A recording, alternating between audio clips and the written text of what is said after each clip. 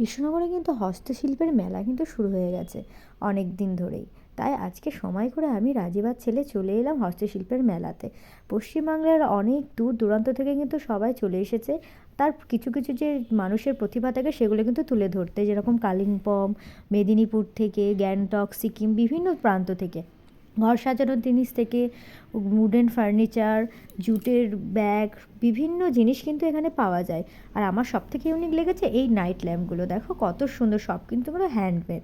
আর বিভিন্ন রকম যে উডেন যে ঘড়িগুলো আছে, এগুলোও কিন্তু মানে কি বলবো, অসাধারণ। এখানে না এলে হয়তো বুঝতামই না এত সুন্দর সুন্দর জিনিস পাওয়া যায়।